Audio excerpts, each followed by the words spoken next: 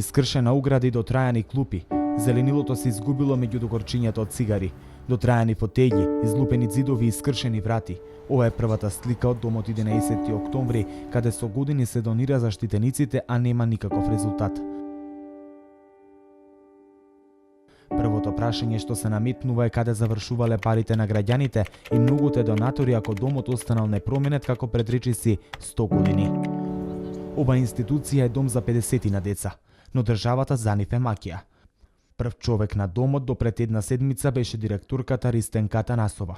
8 години задолжена за социјалната и здравствената заштита на штитениците, донациската сметка и фондовите, ресурсите и условите. Ладните ходници на домот каде што е оставен истрошениот мебел, прашината по прозорците и пајаковите мрежи заедно со влагата по ќошовите не оставаат впечаток дека ова установа е специјализирана за грижа на деца без родителска грижа. Екипата на Макфакс можеше да ги забележи догорчињата од цигари во собите, ниското ниво на хигиена, но и празните кујни, каде што наместо 6 стола со маса има дотрајана врата кое своето место си го нашла подпрена на немолирисаните ѕидови. Во просториите, освен вратите, кои практично не се затвараат, има искршено огледало, кабли што се разлекуваат по зидовите, искршени стакла, но и прекинувачи кои се надвор од функција. Низ прозорците, наместо зеленило и поглед кон булеварот, отпадоци расфрлани низ дворот.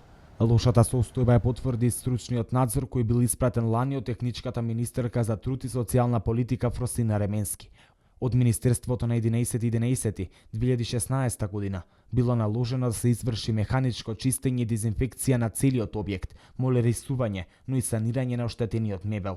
Подобрувањето на хигиената и поправката на санитарните јазди биле меѓу последните точки по кои директорката требало да постапи. Иако Атанасова била писмено известена за недостатоците, таа не ја подобрила состојбата со образложение дека домот нема пари за тоа. Во 2014 и 2015 година Атанасова побарала и добила 500.000 денари од страна на Министерството, чија намена била подобрување на животниот стандард во домот. Состојбата во 11 октомври била толку лоша, што Министерството за труд и социјална политика побарало затварање на објектот се до отстранување на недостатоците. Но поради непостоење на друг објект од ваква категорија, Министерството донело решение со кое бара итно преземање на потребните мерки со цел санирање на актуелната ситуација. Но по една година на подовите шетаат лебарки, а орманите се со искршени врати. Со години во домот се слива илјадници донации, дел од нив во финансиски средства, а другите како материјални добра. Аголни гарнитури, бела техника, компјутери, опреми за сали за вежбање, фенови за коса, чизми, машини за перење, опрема за игротека, облека, телевизори и велосипеди. Кога Комисијата на Министерството за труд и социјална политика тропнала на вратите од домот, увиделе дека сите овие донации не биле сметководствено евидентирани и за нив нема договор за донација во писмена форма, односно договори со кои се регулира на кој начин ќе бидат трошени средствата. За некој од нив нема ниту издаден реверс. Како донатори се впишуваат имињата на приватни компании, државни институции, но и функционери. Во 2016 година евидентирани се 212.844 денари врз база на донации, а веќе во февруари има повеќе од 350.000. Почетното салдо од јануари 2016 година на буџетската сметка од домот изнесувала 597.974 денари, за по 11 месеци да останат само 180.426 денари. Пред заминувањето Атанасова на донаторската сметка оставила само 72.973 денари. И покрај трошењето на овие пари, состојбата во домот и натаму иста, а недостатоците не се поправени. Од расходната квалификација се гледајка 43.796 денари се исплатени како репрезентација, а пак 20.000 денари за објавување на огласи во огласникот Yellow Pages. Но финансиски средства за отстранување на лошата санитарно-хигиенска и техничка состојба немало. Оваа состојба во домот 11 октомври, со кој 8 години раководеше Атанасова, представувала потенцијална опасност за појава и ширење на заразни болести меѓу децата и персоналот. Сомнежот за недомакинското и ненаменското трошење на парите што домот ги добивал од физички и правни лица, придонел донациите да се намалуваат, а со тоа да и се нанесе штета на установата. Некои од донаторите за Макфакс тврдат дека кога изразиле желба да донираат, им било кажано тоа да го направат во кеш, со што не сакале да помогнат. Недоследност имало и во џепарлакот што го добивале штитениците. Домот има правило кое вели дека доколку некој од децата оштети имот на домот, треба да му се одземе символична сума од џепарлакот. Макфакс дојде до информации кои велат дека дневниот џепарлак кој треба штитениците да го добиваат им бил неосновано одземан, без тој сметководствено да се оправда за што бил пренаменет. Во домот имало случај кога за скршено огледало му бил скратен џепарлакот на еден од штитениците, а штетата била наплатена истовремено и од буџетската сметка на домот.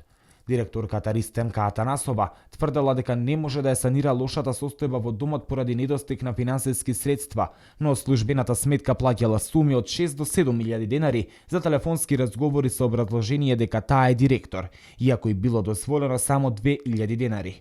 Од сметката на домот 11 октомври таа набавувала и по 5 килограми лешници, фстаци и бадеми, без тие да бидат евидентирани во магазинот како што е пропишано за сите набавки. На фактурите до кои дојде Макфакс може да се види дека Атанасова купувала и часовници од под 6000 денари, односно за нив исплатила 580 евра, а не се знае каде завршиле тие, односно нема документација за нивната намена. Во сметководствените евиденции е и онаа за телефонски апарат платен од домот во износ од 45.000 денари, со кој се служела Атанасова. Сметките за јадење и пиење пристигнуваат во домот и по незиното заминување од директорската фотелја. Атанасова за време на зимувањето на штитениците во ски центрот на Попова шапка се го штевала и со бело вино, а на фактурите може да се забележат и други алкохолни пијалоци, како што се коњак и ракија. Од описите со туристичките агенции видливо е дека Атанасова додека била на службен пат во Германија и во САД, со себе го носила и синот, но допрва се испитува со кои средства е платен билетот. 8-годишното раководење на домот од страна на доскорешната директорка Ристанка Атанасова одело дотаму, па поради недостиг на кадар чуварот го напредила во воспитувач, а воспитувачката била задолжена да ги извршува работните задачи како психолог, што е утврдено и во записникот на Министерството за труд и социјална политика, кој е пон со нерегуларности во работата.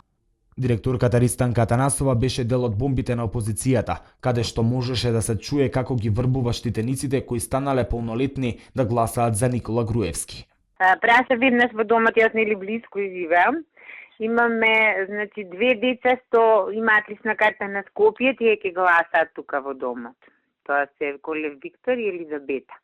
Другите имаме уште 6 дечиња што се полнолетни, меѓутоа се и они сакаат ако им се плати патот би оделе да гласат за Груевски, таму така викаат. Атанасова одела дотаму што пред неколку години од работа избркала самохрана мајка со образложение дека била принудена од страна на партијата ВМРО-ДПМН за да се ослободи место за партиски кадар.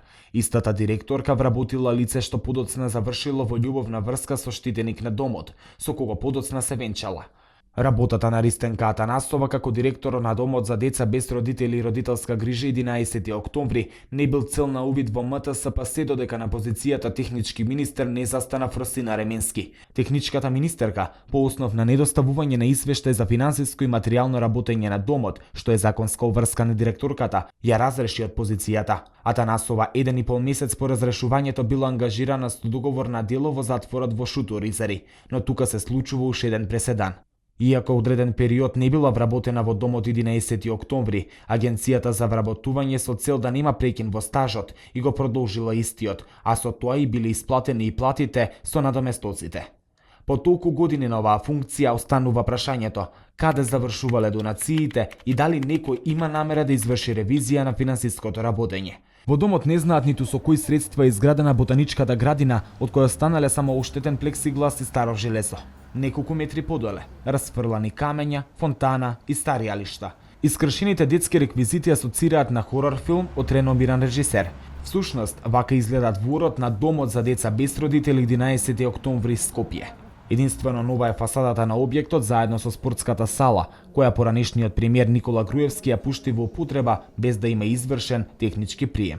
28.000 евра вложени во оваа сала сега само ги зголемуваат трошоците на домот, бидејќи товарот за режиските давачки паѓа на нивниот грб.